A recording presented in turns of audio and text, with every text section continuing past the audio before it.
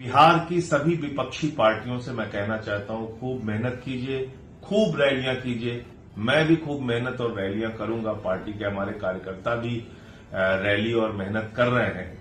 लेकिन जो अज्ञानेश कुमार जी का योगदान है बिहार चुनाव में, उससे एनडीए के हक में फैसला तय हो चुका है। एनडीए की जीत पर उन्होंने पहले ही चुनाव के पहले ही मोहर लगा दी है, सर्टिफिकेट बांट दिया है, जो बात मैं काफी लंबे समय से कहता आ रहा हूं। ये एसआईआर के जरिए क्या खेल किया गया है बिहार में, 2-3 मिनट के अंदर आपको समझाने का प्रयास करूंगा। एसआईआर के जरिए क्या दावा किया गया था? घुसपैठिए आ गए, इनको तो भगाना है, बांग्लादेशी आ गए, रोहिंग्या आ गए, यही तो चिल्ला रहे थे भाजपा वाले। आप जाकर पता कर लीजिएगा, जितने भी मतदाता सूची में नाम थे, भारतीय जनता पार्टी ने एक भी नाम पे शिकायत नहीं की कि ये घुसपैठिया है या विदेशी है। एक भी नाम पे शिकायत नहीं की। पहली बात। दूसरी बात, जब अभी जो ये voter list, final voter list आई है, जिसके बाद अज्ञानेश कुमार जी के मुंह में ताला लग गया है, उनके मुंह से आवाज नहीं निकल रही है। पता है आपको कितने विदेशी नागरिक मिले पूरे बिहार के अंदर? 315।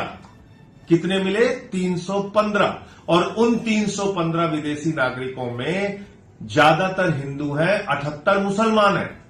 78 मुसलमान पकड़ने के लिए आपने 8 करोड़ मतदाताओं को परेशान किया, एसआईआर का हवा खड़ा किया, और विदेशी आ गए, घुसपैठिए आ गए, एकदम से हम पूरा परिवर्तन कर देंगे एसआईआर के जरिए।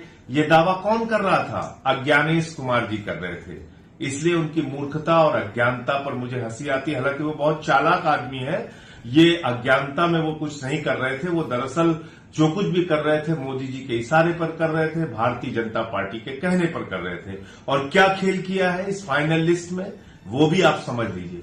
5 लाख डुप्लीकेट वोट हैं बिहार में।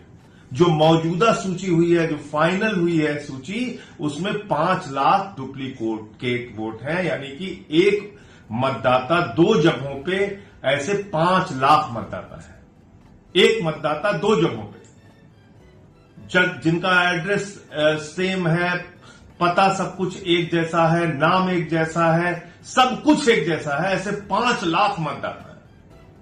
आप सोचिए, कुछ हजार के अंतरों से पूरे हरियाणा का चुनाव बदल गया। कुछ 1-2% वोट के अंतर से दिल्ली का चुनाव बदल गया। तो बिहार में जब 5 लाख वोट वैसे ही भारतीय जनता पार्टी अपने झोली में रख के चल रही है अलग अलग विधानसभाओं में, तो खेल तो हो चुका है। खेल तो सारा खत्म कर दिया इन्होंने। जो कुल मतदाताओं की संख्या थी बिहार में, उससे 80 लाख मतदाता कम हो गए। आप कल्पना कीजिए कितनी बड़ी संख्या में मतदाता वहां पे घटाए गए और कितने डुप्लीकेट मतदाता वहां पे हैं।